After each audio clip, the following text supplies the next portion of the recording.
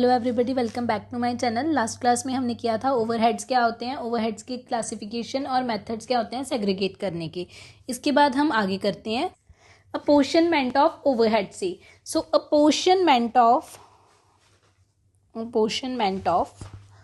Overheads. तो apportionment of overheads basically क्या होते हैं, हमारे फैक्ट्री में बहुत सारे एक्सपेंसेस होते हैं। हमारे फैक्ट्री में अब एक डिपार्टमेंट तो नहीं होता, बहुत सारे डिपार्टमेंट्स होंगे, है ना। तो हमारे जो एक्सपेंसेस होते हैं, काफ़ी सारे एक्सपेंसेस होते हैं। तो बहुत सारे एक्सपेंसेस ऐसे होते हैं जिनको हम अलोकेट नहीं कर सकते ऐसे इंडिविजुअली। तो हमें क्या करना पड़ता है, कुछ बेसिस पे हमारे एक्सपेंसेस को अलोकेट करना पड़ता है। किसी रेशो पे हमने अपने एक्सपेंसेस को अलग अलग करना है, अलोकेट करना है। तो अपोर्शनमेंट होता है कि किस बेसिस पे मैं अपने खर्चों को अलोकेट करूं हर डिपार्टमेंट को, ताकि हर डिपार्टमेंट को उतना ही खर्चा आए जितना उनका खर्चा बनता था। ये जो हमने किया था, ये हमने सेमेस्टर 1 में डिपार्टमेंटल अकाउंट्स में भी किया था। अगर आपको नहीं पता तो आप मेरी पिछली वीडियो में से देख सकते हैं। इसके बाद चलो हम स्टार्ट करते हैं। ओवरहेड्स क्या होते हैं, हमारे खर्चे होते हैं। जैसे मेरे पास रेंट का खर्चा है, मेरे को ओवरहेड्स क्या आया, रेंट का खर्चा आया। तो मैं क्या करूँगी, उसको किस बेसिस पे अपोर्शन करूँगी, मतलब किस बेसिस पे उसको डिवाइड करूँगी। मैं उसको करूँगी फ्लोर एरिया के बेसिस पे, मैं उसको डिवाइड कर दूँगी हर डिपार्टमेंट में। मतलब मेरे पास एक फैक्ट्री है, मेरे पास मान के चलो आप ABCD डिपार्टमेंट्स हैं। हर डिपार्टमेंट ने, अब ऐसा तो नहीं है ना पूरी फैक्ट्री जहाँ पे बनी है सारी बिल्डिंग ही वो ले रहा है। वो डिपार्टमेंट बोलता है भाई मैं तेरे को उतना ही खर्चा दूंगा जितना मेरा बनता है, जितनी स्पेस मैंने ली हुई है। तो वो क्या करेगा, जितनी स्पेस उसने ली हुई है, जितना फ्लोर एरिया उसने ऑक्यूपाई किया हुआ है, उसके बेसिस पे वो आपको रेंट पे कर देता है। और जितना एरिया उसने ऑक्यूपाई किया है वो क्वेश्चन में गिवन होता है। तो इसके बाद हम चलते हैं आगे। जो हमारा होता है लाइटिंग। अब लाइटिंग का खर्चा हर डिपार्टमेंट पूरी फैक्ट्री की थोड़ी लाइटिंग देता, वो इतना ही खर्चा देता है जितने नंबर ऑफ लाइट्स उसके डिपार्टमेंट में है। नंबर ऑफ लाइट पॉइंट्स जितनी होती हैं एक डिपार्टमेंट में, वो डिपार्टमेंट उतना ही खर्चा देता है लाइटिंग का। लेबर वेलफेयर एक्सपेंसेस को हम किस रेशो में डिवाइड करते हैं, लेबर वेलफेयर एक्सपेंसेस को हम डिवाइड करते हैं नंबर ऑफ वर्कर्स के बेसिस में, कि एक डिपार्टमेंट में कितने नंबर ऑफ वर्कर्स हैं, तो उस बेसिस पे हम लेबर वेलफेयर एक्सपेंसेस को डिवाइड कर देते हैं। उसके बाद पार को हमेशा कैलकुलेट किया जाता है horse power of the machine into machine hours, कि कितने घंटे एक डिपार्टमेंट में मशीन चल रही है और कितनी पार लग रही है, उसका जो खर्चा आता है एक डिपार्टमेंट में, उसको हम डिवाइड करते हैं एक पर्टिकुलर डिपार्टमेंट को। उसके बाद हमारे पास आता है डेप्रिसिएशन ऑफ द प्लांट। अगर हमारे कोई डेप्रिशिएट हो रहा है, हमारा कोई एसेट डेप्रिशिएट हो रहा है, तो उसको हम किस बेसिस पे हम उसके खर्चे को डालेंगे। जैसे मेरे पास डेप्रिसिएशन 50,000 टोटल में दी हुई है, बट वो 50,000 डेप्रिसिएशन 4 डिपार्टमेंट्स की है। अब मैंने उनको अलोकेट करना है 4 डिफरेंट डिपार्टमेंट में। तो मैं किस बेसिस पे करूँगी कि कितनी वैल्यू है प्लांट की हर डिपार्टमेंट में। अब हर डिपार्टमेंट में कोई ना कोई प्लांट तो होगा ही, कोई ना कोई मशीनरी तो होगी। तो वो जो प्लांट जितना डेप्रिशिएट हुआ है उस अकाउंट में, उस डिपार्टमेंट में, उस बेसिस पे मैं डेप्रिसिएशन को डिवाइड कर दूंगी। डेप्रिसिएशन मैं करूंगी वैल्यू ऑफ प्लांट के बेसिस पे। उसके बाद मेरे पास सुपरविजन करता है कोई बंदा, तो मैं उसको किस बेसिस पे जो खर्चे डालूंगी हर डिपार्टमेंट में, नंबर ऑफ एम्प्लॉयज़ के बेसिस पे। उसके बाद ऐसे ही स्टॉक फायर इंश्योरेंस होता है, उसको मैं डिवाइड करती हूँ स्टॉक वैल्यू के बेसिस पे। फ्रिंज बेनिफिट्स होते हैं नॉन मॉनेटरी बेनिफिट्स, जैसे कि मैंने आपका मैं PPF बना के दे रही हूँ, आपको मैं बाकी फैसिलिटीज़ दे रही हूँ, आपके चिल्ड्रन के एजुकेशन की फैसिलिटीज़ आपको मिल रही हैं, ट्रांसपोर्टेशन आपको फैसिलिटीज़ जो मिलती हैं, इनको हम बोल देते हैं फ्रिंज बेनिफिट्स। तो उनको भी मैं किस बेसिस पे डिवाइड करती हूँ, डायरेक्ट वेजेस के बेसिस पे। रिपेयर्स जो प्लांट्स होते हैं उनको मैं कौन से बेसिस पे डिवाइड करूँगी, प्लांट वैल्यू के बेसिस पे। फॉर एग्जाम्पल, एक डिपार्टमेंट में प्लांट की वैल्यू थी, एक छोटी सी एग्जांपल देती हूँ, ABCD 4 डिपार्टमेंट थे जिनमें प्लांट की वैल्यू थी 40,000, 12,000, 13,000 एंड 10,000। ये हर डिपार्टमेंट में प्लांट की वैल्यू थी। जब मेरे पास डेप्रिसिएशन आई, डेप्रिसिएशन मेरे पास थी 50,000। ये मेरा पूरा फैक्ट्री का एक्सपेंस है 50,000। अब इस 50,000 के एक्सपेंस को मैंने हर डिपार्टमेंट में देना है, हर डिपार्टमेंट का खर्चा हुआ होगा। तो मैं किस बेसिस पे दूंगी इस 50,000 के खर्चे को, मैं किस रेशो में डिवाइड करूंगी, 40:12:13:10 में इसको मैं डिवाइड करूंगी, ताकि जो 40 बाय इसका टोटल A के पास जाए, 12/, जो इसका टोटल है बी का खर्चा है, 13/, जो इसका टोटल है वो सी का खर्चा है, और 10/, जो इसका होल का टोटल है वो डी का खर्चा है। तो मैं इस रेशो पे इसको अलोकेट कर दूंगी। So I hope apportionment of overheads expenses is clear to everybody. उसके बाद हम करते हैं, डिफरेंट मेथड्स होते हैं अपोर्शनमेंट ऑफ ओवरहेड्स के मेथड्स। सो ये थ्योरी क्वेश्चन है। आगे आपको क्या क्वेश्चन आता है थ्योरी में कि हमारे पास ओवरहेड्स के जो खर्चे होते हैं वो हम किस बेसिस पे डिवाइड करते हैं, जो मैंने आपको पीछे बताया। उसके बाद आते हैं कौन कौन से मेथड्स होते हैं जिनके बेसिस पे मैं ओवरहेड्स को अपोर्शन करती हूँ, बांटती हूँ खर्चों को। Methods of apportionment. पहला मेथड है direct allocation method. Direct allocation method क्या होता है, जो भी खर्चे ट्रेसेबल होते हैं, direct allocation of overhead, direct allocation of expenses, जो खर्चे मेरे ट्रेसेबल होते हैं, जिनको मैं देख के बता सकती हूँ ये खर्चा मेरा कौन से डिपार्टमेंट में जाएगा, किस डिपार्टमेंट का कितना खर्चा बनता है, उनको मैं बोलती हूँ डायरेक्ट एलोकेशन ओवरहेड्स। जैसे कि अभी कोई खर्चा होता है डायरेक्टली इलेक्ट्रिसिटी का, अगर हर एक डिपार्टमेंट के अलग अलग मीटर्स लगे हुए हैं तो मेरे को पता है कि किस डिपार्टमेंट का कितना खर्चा आ रहा है इलेक्ट्रिसिटी का, तो वो मैं डायरेक्टली उनको बता सकती हूँ। मेरे को डिवाइड करने की ज़रूरत नहीं है, बेसिस पे उनको बताने की ज़रूरत। तो फिर मैं क्या करूँगी, उसको मैं बोल देती हूँ direct allocation overhead. Second method मेरे पास आता है derived benefit method. Derived benefit method क्या होता है, इसमें मैं जो मेरी आइटम्स होती हैं, जो मेरे एक्सपेंसेस होते हैं, उनको मैं किस बेसिस पे डिवाइड करती हूँ कि एक्चुअल बेनिफिट किस डिपार्टमेंट ने लिया, उस खर्चों का जो बेनिफिट होगा, असली बेनिफिट होगा, जो भी डिपार्टमेंट ले रहा होगा उसको मैं वो खर्चा दे दूंगी। फॉर एग्जाम्पल रेंट अब हर डिपार्टमेंट यूज कर रहा है, तो रेंट का खर्चा मैं कैसे डिवाइड कर दूंगी, फ्लोर एरिया पे, एक्चुअल बेनिफिट किसने लिया। अब रेंट तो हर डिपार्टमेंट दे रहा है, फ्लोर एरिया हर एक डिपार्टमेंट ने ऑक्यूपाई किया हुआ है, तो उसका मेरे को पता है एक्चुअल डिपार्टमेंट एक्चुअल जो बेनिफिट लिया वो ए डिपार्टमेंट ने भी लिया, बी ने भी लिया, सी ने भी लिया, तो मैं तीनों को डिवाइड कर दूंगी फ्लोर एरिया के हिसाब से। उसके बाद मेरा थर्ड मेथड होता है पोटेंशियल बेनिफिट मेथड। जैसे मैं आपको एग्जाम्पल्स के साथ बता रही हूँ, वहां पे भी आपने एग्जाम्पल्स के साथ ही लिख के आना है।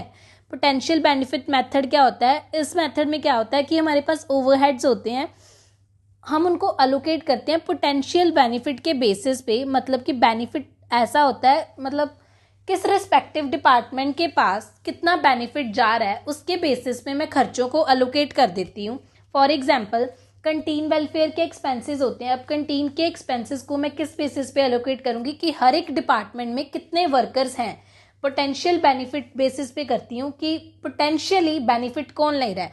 अब अगर कैंटीन में ए डिपार्टमेंट के बंदे जा रहे हैं, तो जो कैंटीन वेलफेयर एक्सपेंसेस आया मैं उनको किस बेसिस पे डिवाइड करूंगी कि ए डिपार्टमेंट में कितने नंबर ऑफ वर्कर्स थे, उससे मैं जो मेरे कैंटीन का खर्चा आया मैं उसको डिवाइड कर दूंगी कि असली जो बेनिफिट ले रहा है वो कौन ले रहा है। उसके बाद मेरे पास आता है एबिलिटी टू पे मेथड।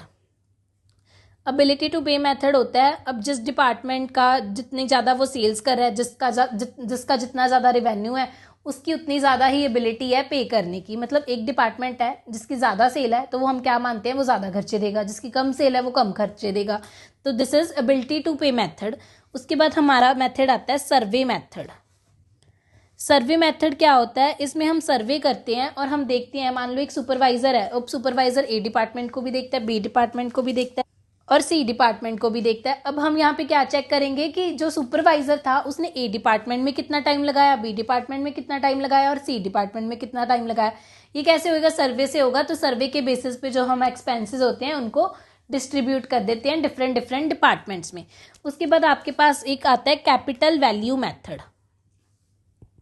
कैपिटल वैल्यू मेथड क्या होता है, इसमें हम क्या करते हैं, the capital value of assets like building, plant, machinery etcetera are used for basis of apportionment of expenses. अब हम क्या करते हैं, हमारे पास कई खर्चे आते हैं, जैसे कि डेप्रिसिएशन का खर्चा आता है, इंश्योरेंस करवाते हैं हम अपनी मशीनरीज वगैरह की, बिल्डिंग्स की, तो हम इनको किस बेसिस पे अलोकेट करते हैं, किस बेसिस पे हम इनको बांटते हैं कि हमारे पास हर डिपार्टमेंट में उस एसेट की कितनी वैल्यू है, उस बेसिस पे बांट देते हैं। उसके बाद बेसिस ऑफ अपोर्शनमेंट मैंने आपको बता ही दिया कि डायरेक्ट वेजेस के बेसिस पे हम कौन कौन से ओवरहेड्स को बांटेंगे, इंश्योरेंस को, कंपनसेशन, प्रोविडेंट फंड को, इनडायरेक्ट वेजेस को। फ्लोर एरिया के बेसिस पे हम अपने बिल्डिंग के जो खर्चे होते हैं, रिपेयर्स के खर्चे होते हैं, मेंटेनेंस, लाइटनिंग वगैरह के खर्चे होते हैं, उनको बांटते हैं। फिर जो हमारे पावर एक्सपेंसेस होते हैं हम जनरली किस बेसिस पे बांटते हैं, horse power of the machine into running hours of the machine. उसके बाद मेरे जो लेबर वेलफेयर एक्सपेंसेस हो रहे हैं, सुपरवाइजर कॉस्ट पड़ रही है मेरे को, उसको मैं कौन से बेसिस पे डालती हूँ, नंबर ऑफ एम्प्लॉयज़ के बेसिस पे डालती हूँ। अब ये आपको याद रखना है, जो आप फ्रिंज बेनिफिट्स इनडायरेक्ट वेजेस दे रहे हो या फिर प्रोविडेंट फंड होता है, ये डायरेक्ट वेजेस के बेसिस पे बांटते हैं, पर जो लेबर वेलफेयर एक्सपेंसेस सुपरवाइज होते हैं ये हम नंबर ऑफ वर्कर्स के बेसिस पे बांटते हैं। फिर उसके बाद जो जनरल लाइटिंग का खर्चा होता है, वो कितने लाइटिंग पॉइंट्स है हर डिपार्टमेंट में, उस बेसिस पे वो मैंने आपको पीछे बताई दी है। सो इसमें हमारा क्या हो गया, ये हमारा हो गया कि हम कैसे खर्चों को अलोकेट करते हैं, कैसे हम अपोर्शनमेंट करते हैं, खर्चों को बांटते हैं। अब हम आगे करेंगे, हम अब सर्विसेज को कैसे बांटते हैं। अब सर्विसेज, अब कोई डिपार्टमेंट होता है वो सर्विस भी तो प्रोवाइड करते ही हैं। अब मैंने एक मैन्युफैक्चरिंग कंपनी में काम किया, वहाँ पे डिफरेंट प्रोडक्शन के खर्चे हुए, मैंने हर डिपार्टमेंट में बांट दिए कि हाँ इस डिपार्टमेंट ने इतना बनाया, इसने इतना बनाया, सबको बांट दिए।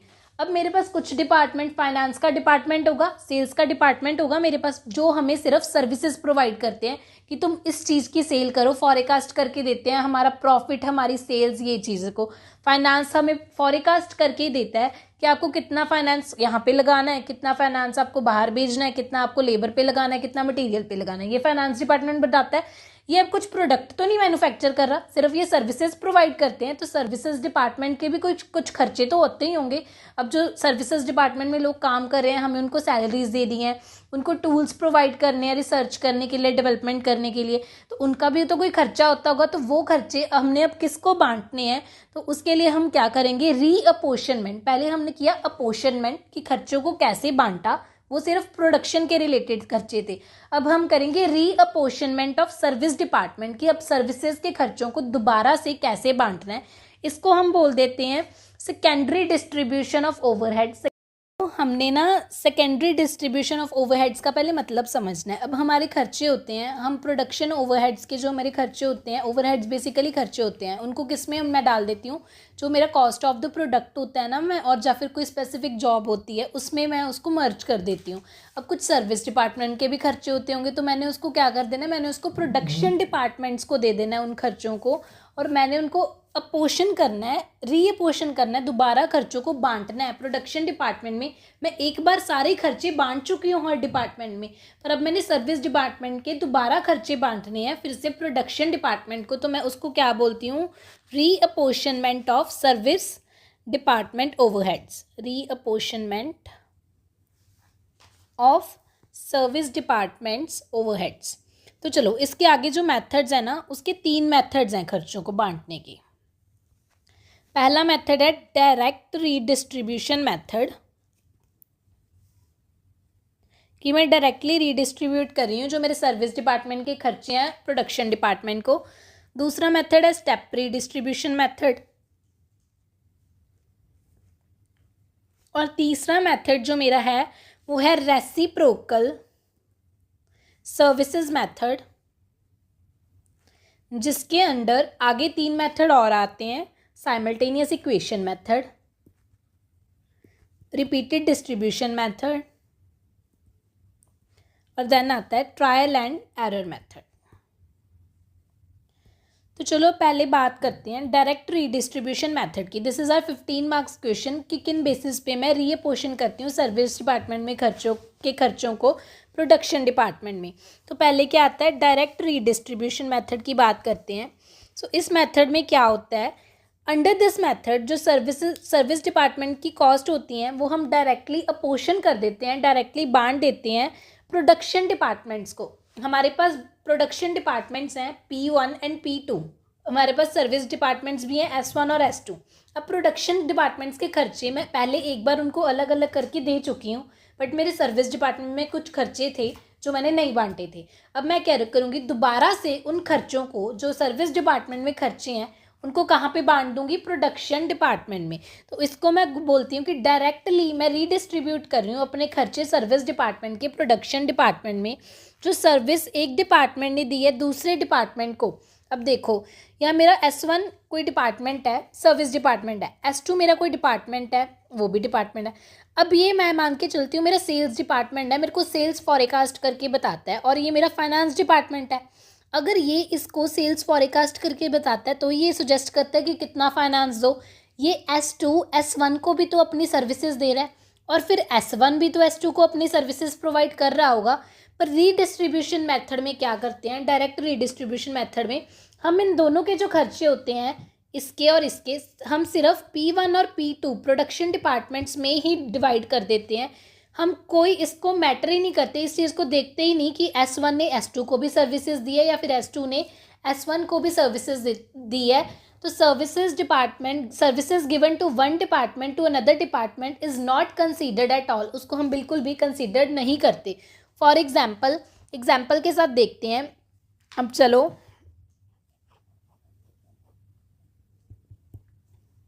इसमें क्या है, मेरे पास डिपार्टमेंट्स थे जिसमें मेरे को उन्होंने बोल दिया कि मेरे पास P1 डिपार्टमेंट था प्रोडक्शन डिपार्टमेंट 1, P2 डिपार्टमेंट था प्रोडक्शन डिपार्टमेंट 2, S1 था सर्विस डिपार्टमेंट 1, S2 था सर्विस डिपार्टमेंट 2। उन्होंने मेरे को ये भी दिया हुआ है कि मैंने प्राइमरी डिस्ट्रीब्यूशन के हिसाब से जब मैंने पहले खर्चे बांटे थे तो P1 को खर्चा आया था 1500, P2 को आया था 1600, S1 का खर्चा था 1000 और S2 का खर्चा था 750। अब इन दोनों के खर्चे मैंने कहीं से तो लेने ही हैं, वो भी मैंने किसी को बांटने हैं, तो मैं इन दोनों के खर्चे किसको बांटने हैं, P1 और P2 को। तो मैं क्या करूँगी, मैं एक टेबल बनाऊँगी, सेकेंडरी डिस्ट्रीब्यूशन टेबल। उसमें क्या करूँगी, मैं डिपार्टमेंट्स बना लूँगी। ये मेरे प्रोडक्शन डिपार्टमेंट्स हैं, ये मेरे सर्विस डिपार्टमेंट्स हैं, that is P1 P2 S1 S2। ठीक है, P1 P2 S1 and S2। अब मैंने क्या बोला कि एक्सपेंसेस जो मेरे को पहले गिवन है मैंने वो लिख लिए कि इसको 1500 मिले हुए थे, इसको 1600 थे, इसको 1000 मिले हुए थे, इसको 750 मिले हुए थे। अब उन्होंने मेरे को क्वेश्चन में क्या गिवन दिया होगा, या फिर मैं जब मैंने एग्जाम्पल देनी है थ्योरी में तो मैं क्या दिखूंगी कि मेरे पास ये खर्चे दिए हुए थे। मैंने बोला कि S1 जो अपने खर्चे है ना वो 3:2 में बांटता है, 3:2 में बांटता है, मतलब जो इसका 1000 रुपये का खर्चा है वो 3:5 P1 को देता है और 2:5 P2 को देता है। मतलब ये अपना खर्चा 3:2 में P1 और P2 को देता है। फिर उसने बोला कि जो S2 डिपार्टमेंट है वो 2:1 में अपना खर्चा बांटता है। किसको बांटेगा, P1 को और P2 को ही बांटेगा, इन दोनों को ही खर्चे देगा। तो मैं क्या करूँगी, मेरे को पता है अब मैंने क्या करना है, रीअपोर्शनमेंट ऑफ सर्विस डिपार्टमेंट, दोबारा से खर्चे बांटने हैं। किसके खर्चे बांटने हैं, सर्विस डिपार्टमेंट के बांटने हैं। तो मैं लिखूंगी रीअपोर्शनमेंट ऑफ सर्विस डिपार्टमेंट। तो S1 जो अपने सर्विस डिपार्टमेंट अपने एक्सपेंसेस दे रहा है प्रोडक्शन डिपार्टमेंट को दे रहा है, किस रेशो में दे रहा है, 3:2 में दे रहा है। इसके खर्चे तो अब 0 हो जाएंगे लास्ट में, तो मैं माइनस में लिख दूँ। अब जब ये खर्चा दे रहा है अपना 1000 3:5 की रेशो में P को दे रहा है और 1000 2:5 की रेशो में ये इसको दे रहा है, P2 को दे रहा है। तो कितना कितना खर्चा दे रहा है, ये 600 इसको दे रहा है, 400 अपना इसको दे रहा है। इसने अपना खर्चा कर दिया बंद। अब उसके बाद मैं किसके खर्चे बांटूंगी, S2 डिपार्टमेंट के बांटूंगी। वो भी किसको दे रहा है, वो भी P1 और P2 को दे रहा है, किस रेशो में, 2:1 में दे रहा है। तो क्या बनेगी, 750 इंटू 2/3, 750 इंटू 1/3। कितना कितना खर्चा दे रहा है, 500 और 250। इसका खुद का खर्चा कुछ नहीं रहा, तो हमने इन दोनों का खर्चा कुछ भी नहीं रखना, इन दोनों को बांट देना है। तो इन दोनों का अब कितना कितना खर्चा हो गया, 2600 और इसका हो गया 2250। पहले कितना खर्चा था इसका, 1500, अब हो गया 2600। मतलब मैंने डायरेक्टली इन दोनों को खर्चे दे दिए। ये है मेरा डायरेक्ट रीडिस्ट्रीब्यूशन मेथड। उसके बाद मेरा सेकंड मेथड आता है जिसको मैं बोलती हूँ स्टेप डिस्ट्रीब्यूशन मेथड। तो चलो अब हमारे पास जो सेकंड मेथड आता है वो हमारा मेथड क्या था, स्टेप डिस्ट्रीब्यूशन मेथड। ये मेथड बहुत ईजी है। इस मेथड में मैं क्या करती हूँ, तो इस मेथड में मैं क्या करूँगी, इस मेथड में जिस सर्विस डिपार्टमेंट ने मेरे को सबसे ज़्यादा सर्विसेज दी हैं उसके खर्चों को मैं पहले बांटूंगी किसमें, जिस सर्विस डिपार्टमेंट को पहले मैं डिसेंडिंग ऑर्डर में अरेंज करूँगी। डिसेंडिंग ऑर्डर कैसे अरेंज करूँगी, जिस सर्विस डिपार्टमेंट ने मेरे को सबसे ज़्यादा सर्विसेज दी हैं, सबसे ज़्यादा सर्विसेज प्रोवाइड की हैं, उसको मैं क्या करूँगी, पहले उसके खर्चों को बांटूंगी बाकी सारे डिपार्टमेंट्स में। बाकी सारे डिपार्टमेंट्स कौन से, P1 प्रोडक्शन डिपार्टमेंट्स में, और जो बाकी सर्विसेज डिपार्टमेंट को इसने खर्चे दिए उनको भी। पिछले जो हमारा मेथड था उसमें हमने क्या किया था, सर्विस डिपार्टमेंट में खर्चों को सिर्फ प्रोडक्शन डिपार्टमेंट में बांटा था और सर्विस डिपार्टमेंट में नहीं बांटा था, चाहे ही उन्होंने बाकी सर्विस डिपार्टमेंट को सर्विसेज प्रोवाइड की हैं। यहाँ पे मैं क्या करूँगी, जिस डिपार्टमेंट ने सर्विस डिपार्टमेंट ने सबसे ज़्यादा सर्विसेज दी हैं सबसे पहले मैं उसके खर्चों को बांटूंगी प्रोडक्शन डिपार्टमेंट में और सर्विसेज डिपार्टमेंट में जिस रेशो में वो बोलेगा। उसके बाद मैं सेकंड सर्विस डिपार्टमेंट लूँगी जिसने फिर उससे ज़्यादा सर्विस, मतलब उससे कम पर ज़्यादा सर्विसेज प्रोवाइड की हैं, फिर उसके खर्चों को मैं बांटूंगी, फिर थर्ड सर्विसेज डिपार्टमेंट के खर्चों को बांटूंगी। तो इसको बस मैंने ऐसे थ्योरी वाइज याद करना है कि under this method the service departments are arranged in the descending order of their serviceability. The cost of service department which renders service to the maximum number of departments is apportioned first to other service and production departments. After this, the cost of service department serving the next largest number of departments is taken up and is apportioned. The process will continue till the cost of last service department is apportioned. Okay?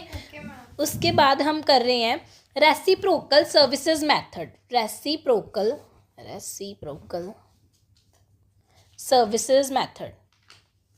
इस method के आगे 3 parts हैं। तो पहले part से start करते हैं, simultaneous equation method. इस मेथड में मैं क्या करती हूँ, मैं इक्वेशंस को बना के डिस्ट्रीब्यूशन करती हूँ सर्विस डिपार्टमेंट के खर्चों को ओवर द प्रोडक्शन डिपार्टमेंट में। तो इसमें जो मेरे को इक्वेशन याद रखनी होती है वो मेरी इक्वेशन है। अब 2 मेरे को इक्वेशन याद रखनी होती है, that is x is equal to a1 plus by and y is equal to a2 plus bx। तो अब आपको पता, आप सोच रहे हो ये x और y क्या है। सो x यहाँ पे क्या है, x है total overheads of service department 1। x is total overheads of service department 1 कि सर्विस डिपार्टमेंट 1 के टोटल खर्चे होते हैं x, सर्विस डिपार्टमेंट 2 के टोटल खर्चे होते हैं y is total overheads of service department 2। उसके बाद a जो है, a है हमारा प्राइमरी डिस्ट्रीब्यूशन के हिसाब से, मतलब पहले जो हमने सबसे पहले डिस्ट्रीब्यूशन की थी, अपोर्शनमेंट जब किया था उसके हिसाब से सर्विस डिपार्टमेंट 1 को कितना खर्चा आया। A2 है overhead of service department 2 as per primary distribution, मतलब A1 है कि प्राइमरी डिस्ट्रीब्यूशन के हिसाब से सर्विस डिपार्टमेंट 1 को कितना खर्चा आया था। A2 है प्राइमरी डिस्ट्रीब्यूशन के हिसाब से, जो सबसे पहले डिस्ट्रीब्यूशन की थी तो उस हिसाब से सर्विस डिपार्टमेंट 2 को ओवरहेड्स का कितना खर्चा आया था। ओवरहेड्स में खर्चा ही होता है कि कितना खर्चा आया था। उसके बाद हमारे पास जो बी होता है वो होता है percentage of free apportionment. B is percentage of free apportionment कि मैं कितना कितना परसेंट अब दोबारा बांट रही हूँ। ठीक है, तो इन इक्वेशंस को आपने याद करना है। तो चलो इन इक्वेशंस को हम क्या बोलते हैं उसको, तो इन इक्वेशंस को चलो अब हम क्वेश्चन में इम्प्लाई करके देखते हैं। तो फॉर एग्जाम्पल इसके बाद मेरे को क्या दिया है, मेरे को अब 3 डिपार्टमेंट्स दे दिए उन्होंने, P1, P2, P3। S1 दिया है मेरे को सर्विस डिपार्टमेंट 1 और S2 दिया है मेरे को सर्विस डिपार्टमेंट 2। तो उन्होंने मेरे को क्या बोला कि प्राइमरी डिस्ट्रीब्यूशन के हिसाब से इन सब डिपार्टमेंट्स को कितने खर्चे आए थे। जब आपने एग्जाम्पल देनी है मेथड समझाने के लिए, आप कुछ भी अमाउंट ले सकते हो, बट आपको एक चीज़ ध्यान में रखनी है कि आपकी एग्जाम्पल बहुत क्लियर होनी चाहिए। अब मैंने 3 डिपार्टमेंट लिए, 2 सर्विस डिपार्टमेंट लिए, तो मेरे को पता है प्राइमरी डिस्ट्रीब्यूशन के हिसाब से मैंने इनको खर्चे बांटे थे। 7400 प्रोडक्शन डिपार्टमेंट सेकंड को, एंड देन 2800, 4500 और 2000।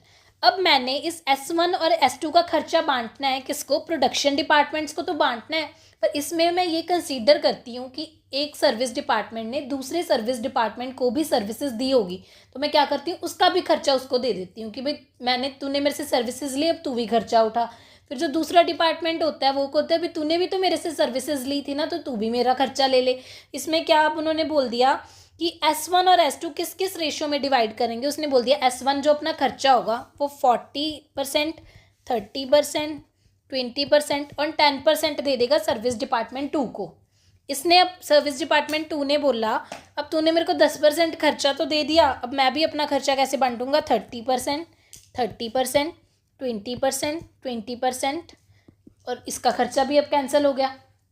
ठीक है, अब मैंने इनको इक्वेशंस में अप्लाई करना है। ये था प्राइमरी डिस्ट्रीब्यूशन के हिसाब से उन्होंने मेरे को कितना खर्चा दिया, ये सर्विस डिपार्टमेंट 1 ने अपना खर्चा अलोकेट किया, ये सर्विस डिपार्टमेंट 2 ने अपना खर्चा अपोर्शन करने के लिए इनको दे दिया कि मैं इतने इतने परसेंट करूँगा। ये परसेंट जो आपकी बन रही है ये पूरी 100 बननी चाहिए। उसके बाद देखो अब इसको कैसे करेंगे। अब मेरे पास 2 इक्वेशंस थी। पहली इक्वेशंस मेरे पास था x is equal to a plus B Y, ये इक्वेशन थी मेरे पास। एक्स क्या था मेरे पास, overheads, total overheads of service department 1।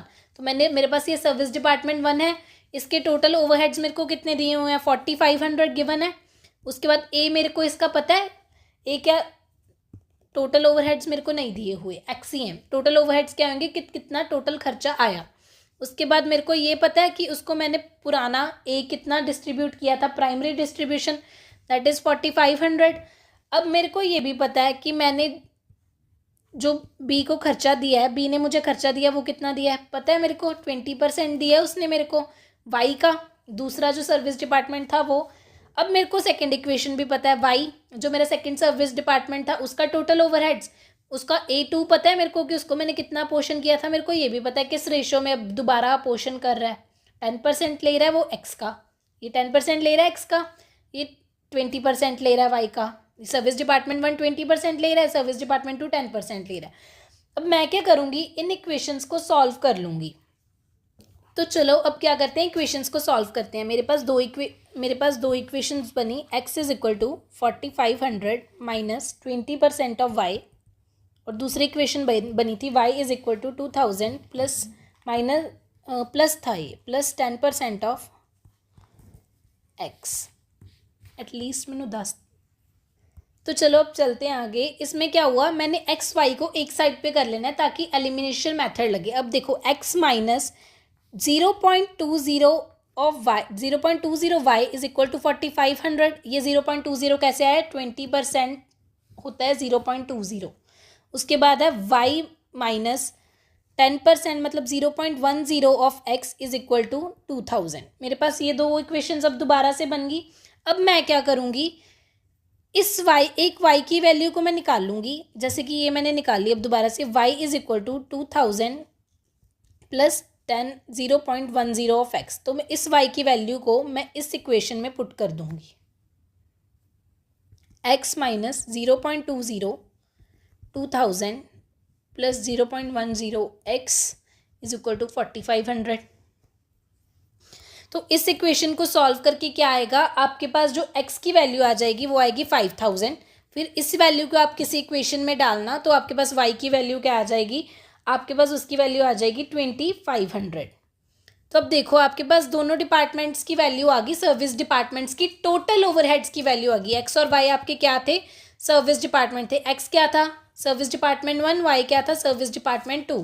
तो सर्विस डिपार्टमेंट की 1 आपकी वैल्यू आई है 5000 और सर्विस डिपार्टमेंट 2 की आपकी टोटल वैल्यू आई है 2500। अब आपने इसकी टोटल वैल्यू को अलोकेट करना है, तो अब आप क्या करोगे, अब आप टेबल बनाओगे जैसे आपने पहले टेबल बनाया था, P1 P2 P3 और टोटल। ये आपके था जो डिवाइड करना है आपने खर्चा P1 P2 P3। उन्होंने जो मेरे को इन्फॉर्मेशन दी थी ना, उनकी इन्फॉर्मेशन के हिसाब से लास्ट क्वेश्चंस में हमारे पास क्या था, हमने लास्ट मेथड थे सीधा ही सर्विस डिपार्टमेंट के खर्चों को प्रोडक्शन में डिवाइड कर दिया। इसमें क्या है कि एक सर्विस डिपार्टमेंट ने दूसरे डिपार्टमेंट को भी अपना खर्चा दे दिया। अब वो बोलेगा भी मैं तेरा खर्चा कहाँ से दूँ, मैंने भी तो उन्हीं से खर्चा बांटना है, तो इसने भी फिर अपना खर्चा S1 को दे दिया, S2 ने भी। अब इन दोनों ने अपने टोटल ओवरहेड्स निकाले कि ये तो मेरे को मिला ही हुआ था, प्लस तो तूने जो 20% मेरे को दे दिया, ये दोनों मिला के मेरा कितना बना, मैंने अभी वो निकाला। फिर S2 भी बोलता है कि 2000 तो मेरा खर्चा था ही था, 10% तूने भी मेरे को तो दिया है, अब मैंने 10% निकालना है ना, वो तूने मेरे को कितना दिया। फिर 2000 में जो वो 10% आया, तो वो आपकी टोटल, अब आपका खर्चा कितना है वो पता लग गया कि सर्विस डिपार्टमेंट का टोटल खर्चा था 5000, वाई का टोटल वाई जो सर्विस डिपार्टमेंट 2 का टोटल खर्चा था वो 2500। अब इन्होंने अपना टोटल खर्चा प्रोडक्शन डिपार्टमेंट्स को बांट देना है। अब वो क्या करेंगे, आपको पता है कि आपके total overhead as per primary distribution क्या होएगा। अब देखो मेरे को पता था कि मेरे को प्राइमरी डिस्ट्रीब्यूशन के हिसाब से P1 P2 P3 को कितने कितने खर्चे मिले हैं। देखो P1 को 6300 7400 और 2800 मिला था, तो मैंने क्या डाला, प्राइमरी डिस्ट्रीब्यूशन के हिसाब से मेरे को कितने खर्चे मिले हुए हैं, 6300 7400 और 2800। अब मैंने सर्विस डिपार्टमेंट 1 का और सर्विस डिपार्टमेंट 2 का खर्चा इनको बांटना है इनको। तो अब मेरे को पता लग गया सर्विस डिपार्टमेंट 1 का टोटल खर्चा मैंने निकाल लिया, अब पहले 5000 था, तो अब मैं सर्विस डिपार्टमेंट 1 का खर्चा अलोकेट कर दूंगी उसको क्या बोलते हैं, प्रोडक्शन डिपार्टमेंट्स को किस किस रेशो में करना था, इसको करना था 5,000 का 30%, 40%, इसको करना था 5,000 का, अब मैं करूँगी इसको 30% और इसको 5,000 का 20% कर दूँगी। ये 5,000 हमने निकाला है ना कि सर्विस डिपार्टमेंट 1 की टोटल खर्चा कितना आया है, 5,000 आया था। तो 5,000 को मैंने इन रेशोज़ में डिस्ट्रीब्यूट करना था जो मेरे को गिवन थी, 40%, 30% और 20%। उसके बाद सर्विस डिपार्टमेंट 2 का भी मेरे को खर्चा पता था कि जो मैंने निकाला 2,500 आया है, तो मेरे को पता था इनका खर्चा मैंने प्रोडक्शन डिपार्टमेंट को कौन सी रेशोज़ में बांटना है, 30% में, इसका भी 30% में, और इसको बांट लूँगी मैं 20% में। तो इसको जब मैं खर्चों को बांटूंगी तो क्या होगा, प्रोडक्शन डिपार्टमेंट के जो खर्चे होंगे वो 6,300 से बढ़ के मेरे पास क्या आ जाएंगे, इसका आएगा 9,050, इसका 9,650 और इसका 4,300। सो तो जो अगला मेथड है वो इसका था ट्रायल एंड एरर मेथड। इसमें क्या हम करेंगे, हिट एंड ट्रायल मेथड को यूज़ करेंगे। Under this method the overhead of one service department is apportion to other service department. मतलब एक डिपार्टमेंट का खर्चा हमने दूसरे सर्विस डिपार्टमेंट को भी बांटना है, जैसे पहले इक्वेशन में बांटा, पर उन्होंने क्या किया, टोटल ओवरहेड की कॉस्ट निकाल के फिर प्रोडक्शन में दे दिया।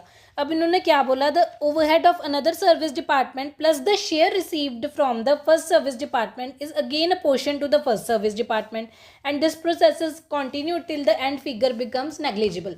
इसमें वो क्या बोल रहे हैं, इसमें बोलते हैं कि एक सर्विस डिपार्टमेंट अपना खर्चा दे रहा है दूसरे सर्विस डिपार्टमेंट को, फिर दूसरा सर्विस डिपार्टमेंट उसका जो खर्चा बनता था सर्विस डिपार्टमेंट का प्लस जो पहले डिपार्टमेंट ने खर्चा दिया उसका। फॉर एग्जांपल सर्विस डिपार्टमेंट 1 था, सर्विस डिपार्टमेंट 2 था, सर्विस डिपार्टमेंट 1 ने अपना खर्चा दिया सर्विस डिपार्टमेंट 2 को, रुको मैं समझाती हूँ, इसका खर्चा था x, इसका खर्चा था y, ठीक है। सर्विस डिपार्टमेंट ने एक्स वाई नहीं, मैं अब कैसे समझाऊँ इसको, दो डिपार्टमेंट्स थे, दो डिपार्टमेंट्स का खर्चा था कुछ ना कुछ, तो सर्विस डिपार्टमेंट ने पहले क्या किया, एक्स को भी खर्चा दिया, कहता कि तूने मेरे से सर्विसेज ली थी तो तेरा इतना खर्चा बनता है, इसने को खर्चा प्रोवाइड कर दिया। अब सर्विस डिपार्टमेंट बोलता है कि खर्चा तो तेरा भी बनता था, मैंने भी तेरे को खर्चा देना था, वो क्या करता है, अपना जो इसका खर्चा बनता था वो तो इसको देता ही देता है दोबारा से, प्लस इसको करके देता है जो उसने दे दिया, फिर इसको करके देता है उसकी परसेंटेज, फिर ये क्या करता है कि जो इसके पास खर्चा आता है वो फिर से इसको दे देता है परसेंटेज में, फिर उसके बाद फिर जितना खर्चा आता है वो फिर इसको दे देता है। ये कब तक चलता रहता है, ये तब तक चलता रहता है जबकि बिल्कुल खर्चा नेग्लिजिबल, बिल्कुल ख़त्म होने के बराबर ना आ जाए। ये एक एग्जाम्पल में समझते हैं। फॉर एग्जाम्पल चलो सेम एग्जाम्पल लेते हैं कि 3 डिपार्टमेंट्स थे, P1, P2, P3 और S1, S2 डिपार्टमेंट भी था, जिसमें उनको पहले से खर्चा मिला हुआ था 6,300, 7,400, 2,800, 4,500 और फिर 2,000। खर्चा कौन सी रेशो में बांटना था पता है, S1 ने बांटना था 40, 30, 20 और 10% की रेशो में, और इसने किस में बांटना था, 30, 30, 20 और 20% की रेशो में, ऐसे खर्चे को बांटना था। अब सर्विस डिपार्टमेंट्स की बात करने हैं इसमें सिर्फ कि हमने क्या किया, मैंने ऐसे टेबल बनाया, मेरे पास सर्विस डिपार्टमेंट थे, सर्विस डिपार्टमेंट 1, सर्विस डिपार्टमेंट 2, मेरे को पता था कि मेरा प्राइमरी डिस्ट्रीब्यूशन जो मेरा प्राइमरी खर्चा है वो 45% है और ये 2,000 है, इसका सर्विस डिपार्टमेंट्स की बात कर रहे हैं, सिर्फ इतना इतना खर्चा है हिट एंड ट्रायल मेथड में, ठीक है। मैंने क्या बोला कि देख S1 डिपार्टमेंट क्या बोलता है कि मेरा जितना खर्चा था ना उसमें से 10% मैंने तेरे को देना था। S1 डिपार्टमेंट ने क्या किया, बोला कि मेरा जितना 4,500 रुपीज़ का खर्चा था उसमें से 10% का तूने लेना था, S2 को बोला।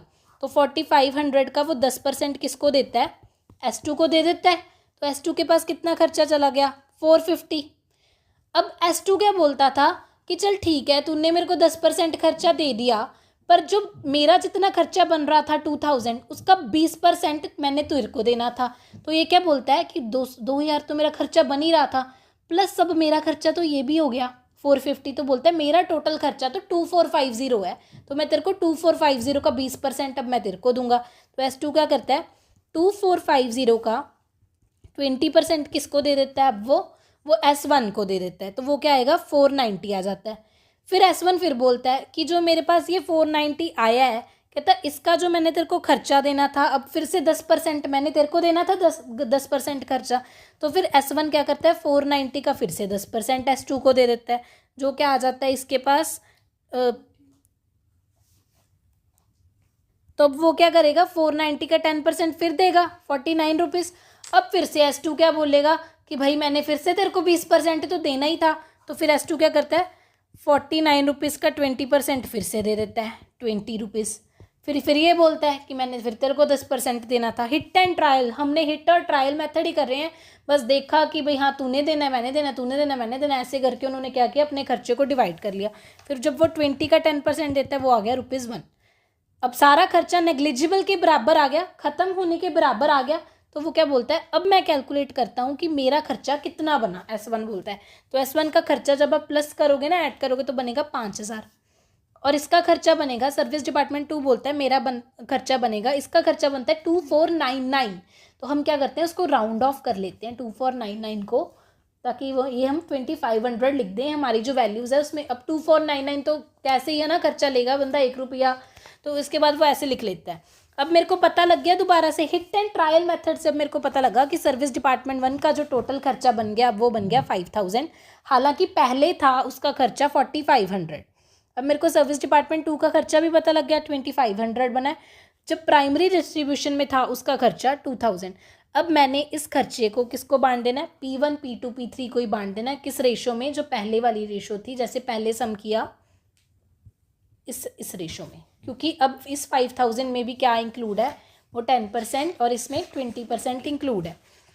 अब आ जाता है थर्ड मेथड, जो कि है repeated distribution method. Repeated distribution method में क्या होता है, इसमें हम क्या करते हैं, खर्चों को ना डिवाइड करते हैं। जो सर्विस डिपार्टमेंट का, पहले सर्विस डिपार्टमेंट का खर्चा होता है, उसको हम बांट देते हैं प्रोडक्शन डिपार्टमेंट में और सर्विस डिपार्टमेंट में, उसका अकाउंट कर देते हैं क्लोज। फिर जो दूसरा सर्विस डिपार्टमेंट होता है, वो अपना खर्चा प्लस जो पहले वाले डिपार्टमेंट ने उसको खर्चा दिया है, उसको वो होता है। अब जो सेकेंड डिपार्टमेंट होता है, उसका खर्चा मैं क्या करूँगी, उसके खर्चे को भी मैं, अब जो सेकंड डिपार्टमेंट का खर्चा है उसको भी मैं क्या करूँगी, पहले फर्स्ट जो उसका खर्चा है प्लस जो पहले डिपार्टमेंट ने उसको खर्चा दिया, वो सब ऐड ऑन करके फिर मैं प्रोडक्शन डिपार्टमेंट को बांट दूंगी और उसका अकाउंट फिर से कर दूंगी मैं क्लोज। फिर उसके बाद ऐसे ऐसे बाकी डिपार्टमेंट्स का भी करूँगी। ये मैं तब तक करूँगी जब तक मेरा खर्चा सर्विस डिपार्टमेंट का नेग्लिजिबल के बराबर नहीं आ जाता।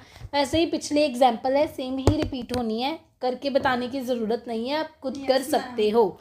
उसके बाद उसमें और इसमें डिफरेंस क्या है, उसमें करवा देती हूँ तुम जैसे नालायक बच्चों के लिए, करो। उसके बाद जैसे डिपार्टमेंट है, इसमें है P1 P2 P3 S1 S2, same.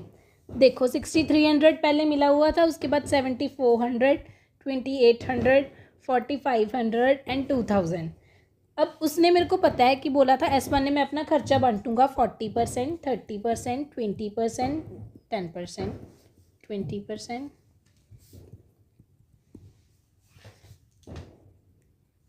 20%, 30% and 30%, ऐसे उसने खर्चा बांटने को बोला था। जो पहला मेथड था, हमने इक्वेशन से टोटल ओवरहेड्स की कॉस्ट फाइंड कर ली और फिर दे दिया। ट्रायल एंड एरर मेथड में ट्रायल मेथड लगा के कॉस्ट फाइंड कर ली और फिर खर्चा प्रोडक्शन डिपार्टमेंट में बांट दिया। इसमें मैं क्या बोलती हूँ, इसमें मैं एक टेबल बना रही हूँ जिसमें मैं सारे डिपार्टमेंट्स लिख लेती हूँ, P1 P2 P3 S1 and S2। इसमें मैं क्या कर रही हूँ, मैंने अपने टोटल ओवरहेड्स की जो है कॉस्ट लिख ली कि मेरे को पहले जो कॉस्ट पता थी वो इतनी थी, 6300 7400 4500 2800 4500 एंड देन 2000। मैंने इस मेथड में क्या बताया कि एक डिपार्टमेंट पहले अपना सारा खर्चा सबको बांट देता है और उसका अकाउंट हम क्लोज कर देते हैं, यही बोला मैंने। अब पहले S1 डिपार्टमेंट का देते हैं कि सर्विस डिपार्टमेंट 1 था जो, उसने अपना खर्चा क्या करना था, कौन सी रेशो में बांटना था, 40:30:20:10 में। तो मैंने 40 रेशो में इसको बांटा 1800, 1350 इसको बांट दिया, 900 इसको बांट दिया और 450 इसको बांट दिया। इसका अकाउंट क्लोज हो गया, इसमें अब कोई बैलेंस नहीं बचा। अब फिर सर्विस डिपार्टमेंट 2 क्या बोलता है कि अब मैंने अपना सारा खर्चा बांट देना है। मेरा जो खर्चा था वो, और जो मेरे को सर्विस डिपार्टमेंट 1 ने दिया वो वाला खर्चा, इन दोनों को प्लस करके, सर्विस डिपार्टमेंट 2 बोलता है, इन दोनों को प्लस करके 2000 प्लस 2450 को, जो मेरे पास बनता है 2450 को, मैं कौन सी रेशो में बांट दूंगा, इसकी, इसकी, इसकी और इसकी। अब इसको भी वो देगा, हालांकि हमने सर्विस डिपार्टमेंट का खाता बंद कर दिया था फर्स्ट का, बट इसने तो अपना 20% उसको देना ही है ना, तो इसने अब उसको दे दिया। तो मेरे पास क्या आ गया, 735, 135, 490 एंड 490। अब ऐसा इसका जो अकाउंट था वो क्लोज हो गया। अब फिर से सर्विस डिपार्टमेंट 1 का अकाउंट खुला, वो बोलता है मैंने फिर 490 का खर्चा सबको ही देना है, फिर वो उस सारी रेशो में बांट देगा। फिर सर्विस डिपार्टमेंट 1 क्या करेगा, अपना 490 का खर्चा सबको बांटेगा 40 रेशो, 30 रेशो, 20 रेशो, 10 रेशो में। अब कितना कितना खर्चा बांटेगा वो, अब वो बांट देगा 196, 147, 98, ये 490 बिल्कुल ख़त्म हो जाएगा। उसके बाद ये बांटेगा 49। अब ये बोलता है मैंने फिर से अपना 49 का खर्चा बांटना है। वहाँ पे हमने अलग अलग करके पहले टोटल ओवरहेड्स की कॉस्ट निकाली थी, और इसमें मैं बार बार पहले अकाउंट क्लोज कर देती हूँ, उसके बाद फिर खोल लेती हूँ, फिर अकाउंट क्लोज कर देती हूँ, फिर खोल लेती हूँ। ये फ़र्क है इस मेथड में। आ गई समझ? Yes ma'am. तो इसको ऐसे ऐसे आप ऐसे ही करोगे, 49 का खर्चा फिर बांटोगे, फिर इसके पास कोई खर्चा जाएगा, ये फिर बोलेगा मेरा सारा खर्चा बांटो। तो ऐसे करके ये जो आपका मेथड है ये कंप्लीट हो जाएगा। तो ये थे आपके मेथड्स, जिसमें हमने ये सीखा कि हमने खर्चे को कैसे बांटना है, रीअपोर्शनमेंट ऑफ द, जो हमारे सर्विस डिपार्टमेंट थे उनके खर्चों को प्रोडक्शन डिपार्टमेंट में कैसे बांटेंगे। 3 मेथड्स थे, रीडिस्ट्रीब्यूशन मेथड, उसके बाद था स्टेप डिस्ट्रीब्यूशन मेथड, उसके बाद एक मेथड आगे था जिसको मैं बोल रही थी, वो था मेरा रेसिप्रोकल सर्विसेज मेथड, जिसके अंडर आगे मेरे 3 मेथड आते थे, जिसको मैं बोलती थी साइमल्टेनियस इक्वेशन मेथड, उसके बाद hit and trial method, and this is जो मेरा लास्ट मेथड है, इसका नाम है रिपीटेड डिस्ट्रीब्यूशन मेथड।